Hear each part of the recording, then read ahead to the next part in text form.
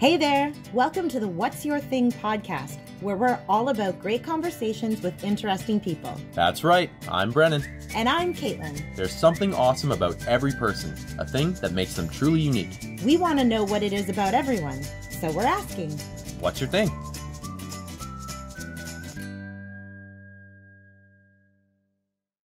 Hey everybody, welcome back. Episode 8 of What's Your Thing podcast. And this week we have a very special guest, Emily Ramsay. Emily is chair of the board of Digi60, Ottawa's professional development festival for new and emerging filmmakers. The festival started in 2004. It's an opportunity for local filmmakers to show their talent, where they can receive awards, earn prizes, earn mentorships, learn about the film industry, and participate in various workshops. Most importantly, the festival prides itself on uplifting diverse voices within Ottawa's community. Brennan, welcome back. You were missed last week. I hope you had a good vacation. A little bit of a vacation and getting over a little bit of a flu. So we're jumping right back into the mix of things. Thanks so much for being on here, Emily. Yeah. So Emily, really excited. Digi60 is important, which we understand. And you've been at the helm of, or one of the people at the helm of this organization for a few years. So Emily, what's your thing? Yeah, thanks for having me. I'm very happy to be representing Digi60 today to share kind of all of the really cool things that we do for independent filmmakers of Ottawa. I've been part of Digi60 on the board of directors since 2015. Previous to that, I participated for 5 years as a filmmaker. And the whole idea of the Digi60 Filmmakers Festival is that we support independent filmmakers as they grow and learn and connect and network with film industry folks.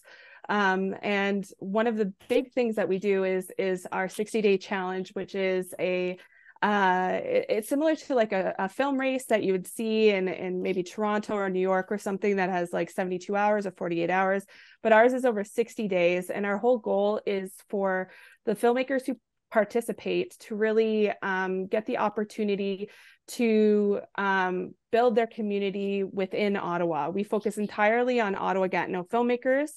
And one of the ways that we do that is by providing them with really great connections with the film industry through mentorships, workshops, panels, and of course we do screenings year-round as well, which focus on diverse voices. Right. And so this program started in Ottawa in 2004, correct? That's right. It was started by a guy named Andy Smith, and he was on the board of directors for many years. And I would say that whenever it started, you know, you'd maybe have under a dozen people participating, but in the almost 20 years that we've been around now, we've hit record numbers of participants just in the 60-day challenge alone. This year we have 70 participants who are participating. And then we also screen usually 50 to 60 films every year. So just a little bit of trivia. In 2004, I was the leading lady in one of the first Digi60 ever films. That's wonderful. Yeah, I was in my early 20s and we shot it in a weekend at 66 Muriel Street, and it was a really fun experience. So my history with Digi60 goes back to the very beginning. So I'm really excited to talk about this. Yeah. I love that. So what led to finding you your current position within the role within Digi60? Well, in 2014, Digi60 held a week-long Summer Institute, week-long training session for producers, directors, screenwriters, and actors. And through that process, I participated in the screenwriting workshop, and I met a bunch of really great producers such as Ingrid Veneger and Jennifer Podemsky while they came to Ottawa to visit and talk about their films. It severely impacted me, and I felt like I really wanted to shift my career because of that experience. Participating as, a filmmaker for almost 5 years, I really learned a lot. I really grew my skills. I started, freelancing a little bit in the film industry. But then once, kind of 2015 came around, our current president, Kevin Burton, he actually reached out to myself and my co-director at the time, Jennifer Mulligan, and he was like, we need new people to join the board. We need kind of like to, get some fresh eyes and some fresh voices into it. So we both joined the board of directors with a few other people. And I felt like it was a huge catalyst for me to not only really think about, the arts world and festival world and all that kind of stuff, but it was also a great opportunity for me to think about my career and what my benefits were from participating as a filmmaker. And I really wanted to be able to bring that to other new and emerging filmmakers, because we focus on emerging filmmakers. We don't focus on, anybody can participate, anybody can sign up, but we have our huge focus on new and emerging. So we're really talking early and mid-career filmmakers. So I wanted to be able to give that back to the community that helped me grow and decide what I wanted to do with my life. And I started a second career as a producer, and I participated in a lot of really great mentorship programs through the CMPA Ontario mentorship. I did the WIFT Media Business Essentials program. I did the WIFT mentorship and the leadership series with them as well. So it was really, I wanted to take what I kind of learned and give that back to the people who might have been in my shoes, at that time. That's really cool. How you started and where you are today. So spending almost like going on a decade now with this film festival, what do you think your current biggest challenges are for something so big in the community? One of the biggest challenges that we face right now is arts funding. As a not-for-profit organization, we are every year having to, we're up against really great other arts organizations in Ottawa, Ontario, and Canada who are vying for the same amount of money. We've seen, obviously, over the last 4 or 5 years, depending on who's in government, what kind of funds are available for people at the Canada Council for the Arts level or from the municipal level. And every year we have to do a lot of lobbying. We have to do a lot of, letter writing to the arts organizations to show the value of these type of mentorship programs and screenings. And I would say that, the way that we've built Digi60 has been really great because we've diversified funding over the last 7 years, I would say. We do have, a certain percentage that is public funding, but we have also a certain percentage which is community-based funding from other production companies and organizations in Ottawa who just value supporting independent filmmakers. And so with a very small stack of earned revenue, because as an organization, we want to offer these workshops and panels for free. We basically do it on a by donation basis. So if you have $0, if you have $10, $50, $100, you can put down whatever you want whenever you sign up for one of our workshops or our panels. So it's always kind of like that constant, where's the money coming from type of situation. And then the second thing that is always a big challenge is, growth. We've grown so much since 2017, especially whenever we purposefully made a choice as an organization to focus on diverse voices and underrepresented voices. We've had so much engagement from these groups because they're traditionally marginalized from the film and television industry. There's less opportunity for them to access mentorships, or there's less opportunity for them to gain funding and that kind of stuff. So the biggest challenge for us there is keeping up with the demand as well, because we have every year grown with more events, more opportunities to fund people, giving out micro grants, all this kind of stuff. But the demand is so high, and there's just not enough of that type of industry-based learning opportunities here in Ottawa. So your main programming, you could say, falls in the 60 days, but what it sounds like is that this is a full-time commitment for you and your volunteer hours. I think that's incredible. I think that a lot of people don't understand, especially when you're giving the quality of programming you do, like you mentioned, mentorships and pitching sessions, feedback with industry professionals.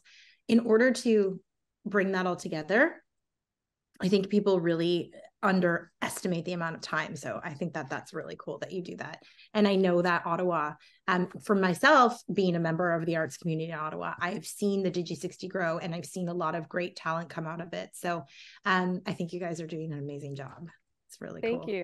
Thanks so much. Yeah, it's a challenge because we've really seen that people want it.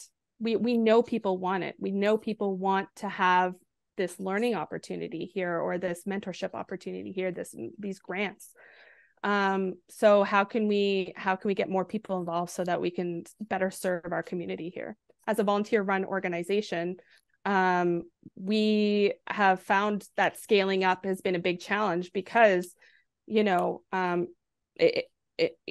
it's easy for someone like myself who handles some programming plus the operational side to do 15, 20 hours a week that you're not necessarily getting paid for, but the whole point is that if we had to pay for those extra kind of aspects of it, it would be even harder for us to put on the festival every year. Mm-hmm. With respect to the perspective, you said that obviously your aim is to grow as diverse as you possibly can. Have you seen that? Has it been more of people have come through the program, they've been really successful festival, and then other people have latched on being like, hey, look at this, we can do it too? Or is it also through more primarily the mentorship programs where you're kind of doing community outreach and saying, hey, come on board? Yeah, I would say that, whenever I was participating, probably like you could maybe say less than 10%. I want to say more like 5 to 7% of the participants were diverse voices. Or whenever I was participating, I was the only woman filmmaker who would participate for a couple of years. We ended up partnering with really great organizations to help us to build that, like the Digital Arts Resource Center, who supported a female filmmaker award, helped us support an emerging filmmaker award, and those mentorships have been able to grow, and people have heard about it, and they're like, oh, I want to win the best female filmmaker award. We've been able to see, by keeping very good statistics since 2015, that over 70% of our participants identify as one or more of these underrepresented groups. And this is really amazing to see, because whenever you do put the conscious effort into growing your organization, you want to figure out what kind of path or direction do we want to go, create a really good strategic plan. And so for us, we knew that if we kept on just kind of going status quo, that we necessarily wouldn't see those new stories. So that's been a really big part of it for us, for sure. So talking about growth, and it sounds like you and your board have a really great idea. Can you share with us like what that growth looks like over the next 10 years? Yeah, for sure. It's been really great. In 2020, late 2021, early 2022, we did a complete strategic review of the organization. And so for us, that was, create a 3-year plan to get us to our 20th anniversary, which is in 2024. The main goal with that was to receive operating funding so that we could do year-round programming and start to hire people to be able to project manage or work on very specific projects for us. Through our partnership and membership through Ottawa festivals, we were able to bring on 2 staff members. We had 1 staff member last year, and we had 2 staff members this year who worked for 6 months through the job creation program through Ontario Works. And so our goal with like the funds that we've applied for right now at the end of this year, and we have one more fund that we're applying for, is to have that operating funding to work on those projects year round. Our hope is that we can establish a well-recognized mentorship program in the realm of what WIFT does, or DocOrg, or CMPA, which would mean multiple months of a mentor supporting a filmmaker as they're creating their projects. So I'd say that is like our 5-year plan. And then in 10 years, my hope is that this organization will be completely run, with operational funding, and that the board of directors will no longer be in a working board position, that we will just be a governance board, and that we can really just support with the vision and strategic planning, while the organization continues to offer really great programs and mentorships for people. That was pretty cool. So you've got the plan up until 2024. Is the festival going to be even bigger when you hit your 20-year mark? We hope so. We hope that the 20th anniversary will really kind of give us an opportunity to highlight the really great milestones that we've had. We've really built up so many great community partners. We want to kind of highlight all the amazing work that they've done for us. And then we also want to do that mentorship. We just recently applied for funding to receive funds that can focus on, a week-long mentorship, something similar to like what I did in 2014, because I can't tell you how much that impacted me. It made me really think, oh, I can actually work in this industry. It feels like it's very out of reach oftentimes. It feels like there's gatekeeping. It feels like there's not a lot of patience for mentoring the next generation. And I really want to change that because that's how that impacted me. And so I want to make sure that we set that up for the future success of the independent filmmakers and support the film and television industry here in Ottawa by not only providing really great crew and cast and all that kind of stuff, but to have Ottawa-based filmmakers getting funding and making their work here. Screenwriters, directors, producers, we want all that. I like that from someone who's like outside of the business. It's kind of like you said, is there gatekeeping going on? I feel like a lot of people would just look at that kind of industry and be like, oh, well, you're just gonna, what you're doing and you're gonna get your big break and then you're gonna go with it. So to know that there is like opportunities locally, especially where you can kind of jump into it yourself, and then maybe, if you show some promise, then somebody's gonna work with you and build you up. That sounds fantastic. Yeah, I would say that like one of the biggest things that Digi60 can offer emerging filmmakers is that community aspect, because you go to an event and it's like, oh, I didn't really have a screenwriter. I don't know what to write about, but we do pitches. And so you get to meet the screenwriters who's going to write your film. And then you get to meet the actors who showed up for the networking event. And you kind of really get to build your crew, your cast, your idea, together. Awesome. That's cool. So one of the questions that we ask is, what would surprise you the most about your thing? So what would people find the most surprising about your involvement, or most surprising about the Filmmakers Festival itself? I would say that a lot of people are surprised whenever they find out that it's a completely volunteer-run organization.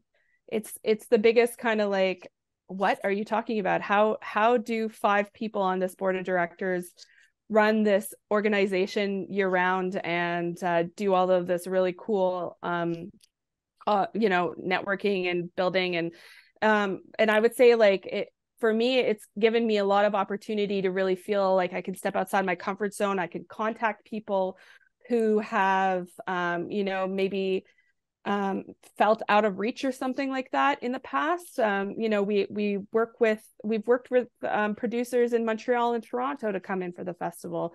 We've been able to kind of really keep that like, oh, you're from Ottawa and you moved away, come back and teach people what you've learned along the way as well. And then it's really made me feel emboldened to reach out to our community organizations and production companies and say, hey, this is a benefit for you too, because we are here to help support this industry and get these people interested in working here and staying here. So it's a huge challenge, but at the same time, it's really rewarding whenever you can partner with really great organizations who see the vision and see the benefit of working with these emerging filmmakers. So do you have an overall message you'd like to send out to people? Anybody watching this, like what's something you really want people to know? Like a message to deliver, I think the biggest message that I would have for someone is to really get involved with your community. There's so much value in volunteering and giving back to the community that you are from, the city that you're from. And if you're really passionate about something like filmmaking, don't wait for that opportunity. Create the opportunity for yourself. And that's one of the big things that we want people to do with the festival is to create the opportunity to to meet the people and to walk away with a project that they've learned from, with that constructive criticism from our jury members. And then the next film they make is going to be even better. And I would say that, we've had some really great successes from people who just took a chance at Digi60. A lot of our films, there's always the standout films every year. Like I would say, there's always 5 or 6 that are like, wow, like, they put a lot of work into it, whatever. But there's always like this excitement and this feeling of community and welcomeness, being welcomed when you're sitting in the theater with everybody and they are, laughing where they're supposed to laugh, or you're getting that like in-room experience of the vibe, and are they feeling emotional, the parts you hoped would draw out emotion. That's a really great experience for everybody, the way that they grow in their filmmaking. And then finally, I would say that one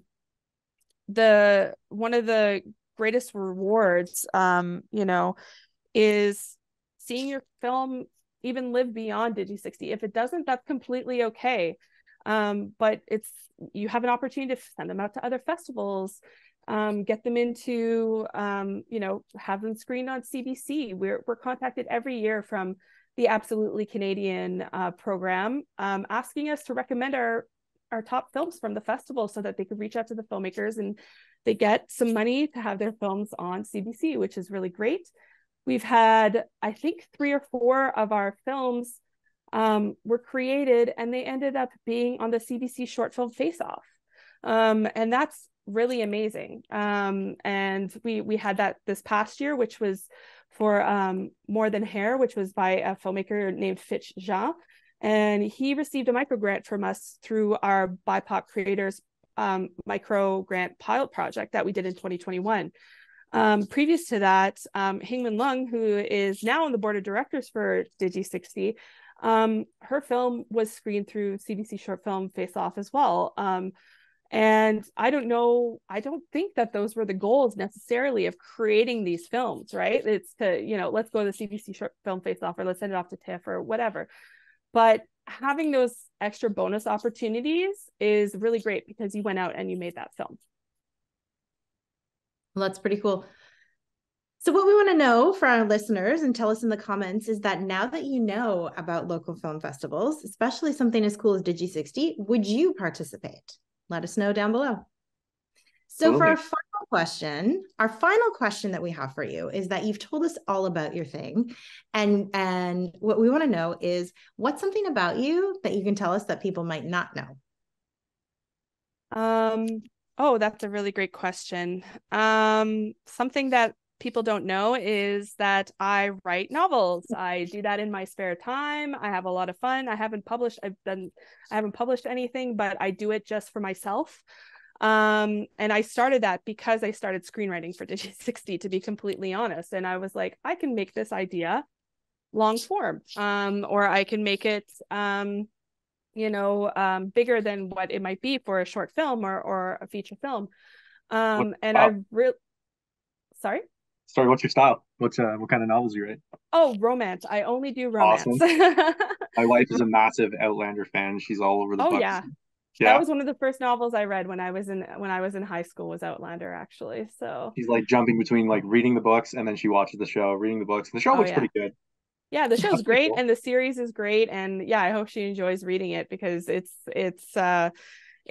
they're long and they're so well researched and really well done. That's what I've heard. Like I do like history, and she said you're just gonna love it because it follows. Do you find much of a difference between, like, let's say, screenwriting and filmmaking and novel writing for yourself? I don't.